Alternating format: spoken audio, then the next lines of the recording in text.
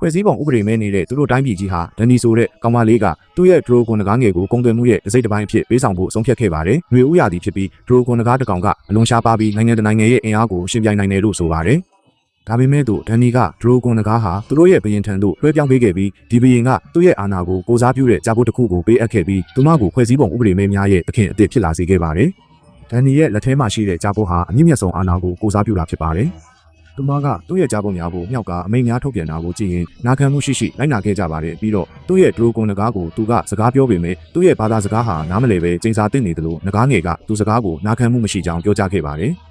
တစ်ချိန်တည်းမှာသူတို့ရှိနေသူအားလုံးအံ့အားသင့်သွားကြပါတယ်။ဘာဖြစ်လို့လဲဆိုတော့ဒီဒရိုကွန်ဟာသူမကသူ့စကားနဲ့တင်ပေးခဲ့လို့ဖြစ်ပါတယ်။ဘရင်ကြီးကအံ့အားသင့်သွားခဲ့ပါတယ်။သူမကပြန်ပြောလိုက်ပါတယ်။သူမဟာတာဂါရီအိမ်တော်ရဲ့လေလန်းချောင်းကနေမွေးဖွားလာတဲ့မင်းသမီးတစ်ပါးဖြစ်ပြီးဘယ်လီရီယန်ဘာသာစကားဟာသူမရဲ့မိခင်ဘာသာစကားဖြစ်တယ်လို့လေးလေးနက်နက်ပြောဆိုခဲ့ပါတယ်။ဒီလိုပြောတဲ့အခါကျမပိုင်ရှင်ဘရင်ကြီးအံ့အားသင့်သွားခဲ့ပါတယ်။သူတို့ရဲ့အစောပိုင်းညှိနှိုင်းမှုတွေကြတော့နားလည်ခဲ့တယ်ဆိုပြီးအံ့အားသင့်နေခဲ့ပါတယ်။ပြီးတော့ချက်ချင်းပင်သူမကအမိန်ပေးကြဖို့ကိုထပ်မံအသုံးပြုကာဖွဲ့စည်းပုံမရှိတဲ့ကျမပိုင်ရှင်အားလုံးကိုနှိမ့်ဆက်ညှဉ်းပန်းမှုဖြင့်အကန့်အသတ်မရှိဖိနှိပ်မှုကိုလုံးဝဖယ်ရှားပြရန်အမိန်ပေးခဲ့ပါတယ်။ဖွဲ့စည်းပုံမရှိတဲ့မျိုးနွယ်စုအားလုံးဟာသူမရဲ့အပိုင်ဖြစ်သွားခဲ့ပါတယ်။တစ်ချိန်တည်းမှာနဂါးကြီးကရုတ်တရက်မီးကိုများထွက်လာပြီးကျမပိုင်ရှင်ဘရင်ကြီးကိုအရှင်လက်လက်မီးရှို့ခဲ့ပါတယ်။ဖွဲ့စည်းပုံမရှိတဲ့မျိုးနွယ်စုဟာကျုံပိုင်ရှင်များကိုလုပ်ကြံတက်ဖြတ်ခဲ့ပြီးတိုက်ပွဲတစ်ခုချက်ချင်းပင်ပြင်းထန်သွားခဲ့ပါတယ်။အချိန်ထဲမှာကျုံပိုင်ရှင်အားလုံးမီးလောင်ကျွမ်းနေတဲ့အလောင်းများဖြစ်သွားခဲ့ပါတယ်။ဒီလိုနဲ့သူမကဖွဲ့စည်းပုံဥပဒေမရှိတဲ့တက်မတော်ရဲ့အလေပပူမှာရက်နေပြီးမျိုးချစ်စိတ်အမှန်နဲ့နှလုံးသားထဲမှာမင်းတို့တစ်သက်လုံးဖိနှိပ်မှုကိုခံစားခဲ့ရတယ်ဆိုတာငါသိပါတယ်။အခုမင်းတို့လွတ်လပ်ပြီးမင်းတို့လိုချင်တဲ့ဘဝတွေကိုနေထိုင်ခွင့်ပေးလိုက်ပါတယ်။ဒါပေမဲ့မင်းတို့ကျမောဝါကနေတကယ်လွတ်မြောက်စေခြင်းရင်မင်းတို့ငါနောက်ကိုလိုက်လာမယ်လို့မျှော်လင့်ပါတယ်။အခုမင်းတို့ထွက်သွားခြင်းတဲ့သူကိုရွေးချယ်နိုင်ပြီးငါမင်းတို့ကိုမတားဆီးဘူးလို့သူမက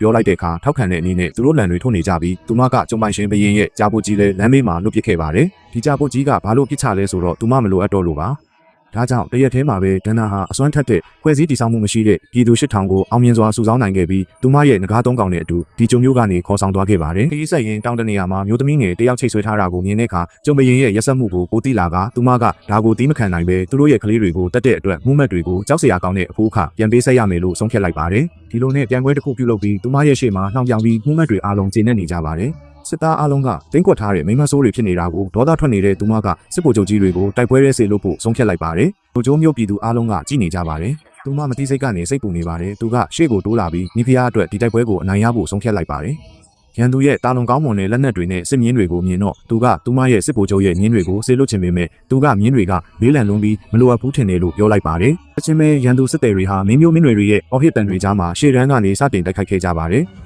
သူကထိတ်လန့်တဲ့လက္ခဏာမပြဘဲသူမကိုမျက်တောင်ခတ်ပြလိုက်ပါသေးတယ်ဒီလိုနဲ့တိုက်ခိုက်ဖို့မြင်စီပြီးထွက်ပါတဲ့ချိန်မှာသူ့ရဲ့ဓာတ်ကိုဆွဲထုတ်ပြီးလူတိုင်းရဲ့အကြီးအောက်တွေညင်းရဲ့ခန္ဓာကိုယ်ကိုပြစ်မှတ်ပြီးစစ်တေတော်ကဟန်ချက်ပြက်ပြီးလဲကျသွားခဲ့ပါတယ်ဒီလိုတုံ့ပြန်နိုင်ခြင်းမပြုမီသူကသူ့ရဲ့ဓာတ်ရှည်ကိုဆွဲထုတ်ပြီးစစ်တေတော်ရဲ့ခေါင်းကိုဖျက်ပစ်လိုက်ပါတယ်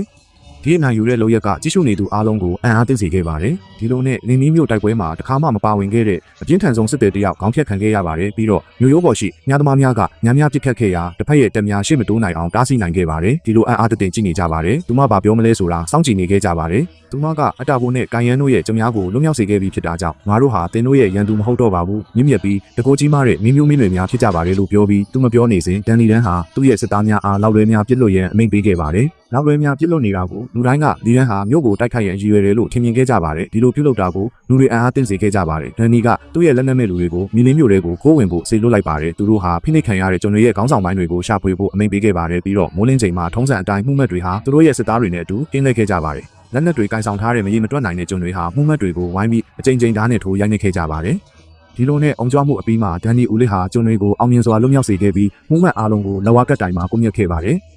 သူတို့ရဲ့နာကျင်စွာအော်ဟစ်တန်တွေကြားမှာမီးရစ်မျိုးတစ်မျိုးလုံးကိုမှုမှတ်တွေရဲ့ဝမ်းနည်းဖွယ်ရတာတွေနဲ့ပြည့်နေနေတဲ့ Daenerys ဟာပီရမစ်ရဲ့အလဲပခုမှာသူမရဲ့တာဂါရီအလံကိုသူမရဲ့ခေါင်းပေါ်မှာချိတ်ဆွဲထားတာကြောင့်မျိုးဟာသူမရဲ့ကာကွယ်မှုအောက်မှာရှိနေပြီဖြစ်ကြောင်းညွှန်ပြနေပါတယ်ဒီလိုနဲ့နောက်တစ်နေ့မှာထူးခဲ့တဲ့သူမရဲ့ငကားငယ်လေးဟာ Daenerys ဘေးမှာတနေ့တခြားကြီးထွားလာပြီးအကျေးကုန်တွေဟာပုံမှန်မဟုတ်ပဲမာကျောလာပါတယ်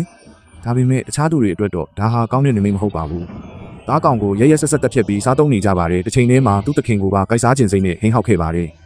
Daenerys ကငကား3កောင်ရဲ့စစ်မှန်တဲ့သဘောတဘာဝဟာတဖြည်းဖြည်းထင်ရှားလာပြီးသူ့မသားကောင်းကောင်းမကင်တွေနိုင်ရင်လုံးဝပျက်စီးသွားမယ်ဆိုတာသဘောပေါက်သွားခဲ့ပါတယ်ဒီလိုနဲ့ကောင်လေးနဲ့သူ့ဖေဟာမြစ်ဘေးမှာတိုးတွေကိုထိန်းချောင်းနေတော့ဒိုက်ကွန်ငကားဟာကောင်လေးရှိမှပေါ်လာပြီးသူ့ရဲ့အတောင်တွေကိုခတ်နေပါတယ် ပြီးတော့ဒုကွန်နဂါကတိုးအုပ်ကိုနဂါမှုတ်ပြီးတကောင်ကိုရုတ်တရက်ဖမ်းပြီးပြန်တန်းသွားပါတယ်မကြခင်မှာပဲတိုးထိန်ဟာသူမရဲ့နန်းတော်ကိုဝင်လာခဲ့ပါတယ်သူမရှိမှသူတဲဆောင်လာတဲ့အထုပ်ကိုဖွင့်လိုက်တဲ့အခါအထဲမှာနဂါကြောင့်မီးလောင်ကျွမ်းနေတဲ့စိတ်တွေရဲ့အယိုးတွေစုပုံနေတာကိုဖွင့်ပြခဲ့ပါတယ်သူ့ရဲ့ဝမ်းနည်းမှုကိုပြပြီးအိမ်ပြန်ခဲ့ပါတယ်နောက်တစ်နေ့မှာမျက်ရည်တွေနဲ့ပြည့်နေနေတဲ့လူတစ်ယောက်နန်းတော်တွေကိုဝင်လာပြီးအသက်3နှစ်ကျော်လေးပဲရှိတဲ့ကလေးတစ်ယောက်ရဲ့အခေါင်းကိုတွေ့ရှိခဲ့ပြန်ပါတယ်သူဟာတိုးအုံနာမှာစော့ကစားနေတော့အရှင်လက်လက်မီးရှို့ခံရပြီးအယိုးစုတွေသာကြံရစ်ခဲ့တဲ့ကလေးဖြစ်ပါတယ်သူမကသူ့ငကားတွေလုံးဝထိန်းချုပ်နိုင်စွမ်းမရှိတော့တာကိုသဘောပေါက်ပြီးအရင်ကလိုသူမပြောစကားကိုမနာခံတော့ပဲဂျိုကွန်နဂါကသူမကိုတယောက်ထဲထားခဲ့ပြီးပြန်ပြေးထွက်သွားတာကိုသူမကကြည့်နေခဲ့ပါတယ်ဒီလိုကြမ်းတဲ့ငကားနှစ်ကောင်ကသူ့ရဲ့စံနမူနာကိုမလိုက်နိုင်အောင်သူမကသူတို့ကိုမှားမိုက်တဲ့မြေအောက်ခန်းတစ်ခုစီခေါ်သွားခဲ့ပါတယ်ဒီနဂါးနာကောင်ကြတော့သူ့ရှိမှလေးလံတဲ့တန်ကြီးတွေရစ်ပတ်ထားတဲ့တန်ကြိုးကြီးကြီးနဲ့နဂါးရဲ့လေဘင်းကနေသူမကိုယ်တိုင်ထွက်ပြေးမရအောင်တင်းတင်းကြပ်ကြပ်ချီနှောင်ပြီးခင်းချုပ်ထားခဲ့ပါတယ်သူမကတနာစိတ်ဝင်ပြီးမျက်ရည်ပါကျနေရင်တကားကြီးကြီးပိတ်ပစ်လိုက်ပါတယ်တညလုံးကောင်ဆုံးသွားပြီးမနက်မိုးလင်းလာတဲ့အခါဒီနဂါးတွေတညလုံးဘလို့နေလဲဆိုတာပထမဆုံးမြေအောက်ခန်းကိုတွားကြည့်တဲ့အခါမမျော်လင့်ပဲသူတို့ရဲ့မျက်လုံးတွေကသူမရဲ့အပေါ်ဒေါသတွေနဲ့ပြင်းနေနေတာကိုတွေ့ရှိခဲ့ပါတယ်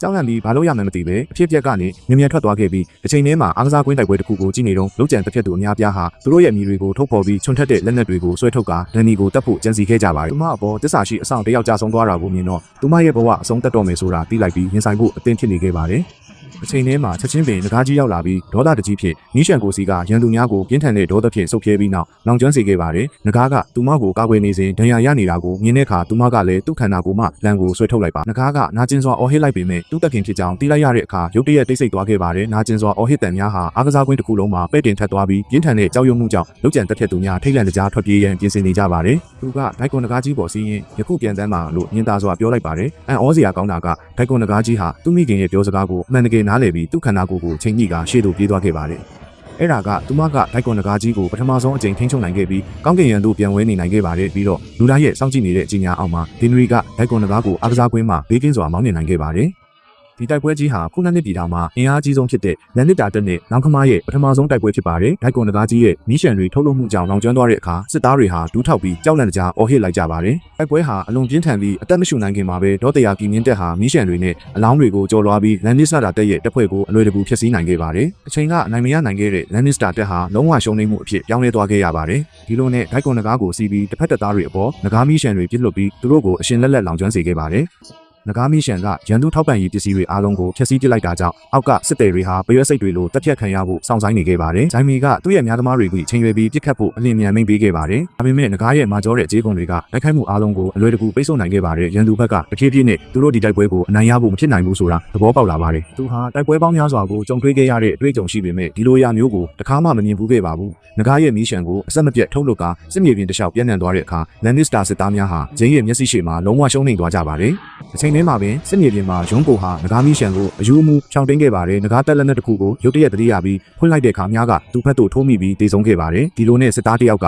သူ့ရဲ့အေယာမများကိုဆွဲထုတ်ကာလေးကျိုးကိုပြန်ဆွဲထုတ်ဖို့ကြိုးစားခဲ့ပါတယ်သူ့ရဲ့အေယာမလန်ကိုချိန်ရွယ်ပြီးနဂါကိုပြစ်ခတ်ခဲ့ပါတယ်ပထမအကြိမ်တော့လွဲသွားခဲ့ပါတယ်ဒုတိယတစ်ကြိမ်ထပ်ကြိုးစားပြီးချိန်ရွယ်ခဲ့ပါတယ်အစွမ်းကုန်ရှေ့ကိုပြစ်ခတ်ခဲ့ပါတယ်ဒီတစ်ခါမှာတော့နဂါရဲ့လေဘင်းဘေးကိုထိမှန်ခဲ့ပါတယ်ဒဏ်ရာရပြီးဒရူကွန်ဟာဟိန်းဟောက်ပြီးအောက်ကိုပြုတ်ကျသွားခဲ့ပါတယ်။ဒါပေမဲ့မြေပြင်ပေါ်မကျခင်မှာပဲသူရုတ်တရက်ရက်လိုက်ပါတယ်။ပြီးတော့ဒေါသတကြီးနဲ့ဒရူကွန်ဟာနဂါမီကိုအသုံးပြုပြီးညင်းလဲကိုမီးရှို့လိုက်ပါတယ်။နေရကိုသဘောပေါက်ပြီးသူမဟာအမြန်ခုန်ဆင်းခဲ့ပါတယ်။ထိမှန်သွားတဲ့လမ်းကိုဆွဲထုတ်ဖို့ကြိုးစားခဲ့ပါတယ်။အဲ့ဒီအချိန်မှာမီဂျိုးဟာအခွင့်အရေးကိုအသုံးချပြီးဒန်နီရဲ့ရဲစွမ်းတတိကိုအသုံးချပြီးသူ့ရဲ့စစ်မြင်းကြီးစီးသွားခဲ့ပါတယ်။ချိန်ထဲမှာဒိုက်ကွန်နဂါကြီးကသူ့ရဲ့နဂါအတွေးကိုထုတ်ဖော်လိုက်တဲ့အချိန်မှာသူဟာအချိန်ကိုက်ရောက်ရှိလာပြီးသူ့ကိုမြစ်ထဲသို့နဂါကြီးကဝေယမ်းသွားခဲ့ပါတယ်။ဒီလိုရှုံးနိမ့်သွားတဲ့စစ်သားများကိုမိဖုရားကငါဟာအာဏာရရှိရန်အတွက်တာမဟုတ်တင်းတို့အစစ်မြင့်ရရှိများနဲ့မင်းမျိုးမင်းတွေများရဲ့ဖိနှိပ်မှုမှလွတ်မြောက်တဲ့ကဘာတစ်တစ်ခုကိုအတူတကွဖန်တီးနိုင်ပါပြီလို့ပြောကြားခဲ့ပြီးသူမရဲ့စကားကိုနာခံခဲ့ကြပါတယ်။အချိန်ထဲမှာရုတ်တရက်နဂါကြီးဟာဟိန်းဟောက်ရင်းထွက်လာပြီးစစ်သားများကြောက်ရွံ့ထိတ်လန့်စေကအားလုံးမြေပြင်ပေါ်သို့ဒူးထောက်စေခဲ့ပါတယ်။စစ်တပ်ခေါင်းဆောင်2ဦးကိုအရှင်လက်လက်မီးရှို့ရန်နဂါကြီးကိုအမိန့်ပေးခဲ့ပါတယ်။စစ်သားအားလုံးဒူးထောက်ခဲ့ကြပြီးတိုက်ပွဲကိုအောင်မြင်စွာအနိုင်ရရှိခဲ့ပါတယ်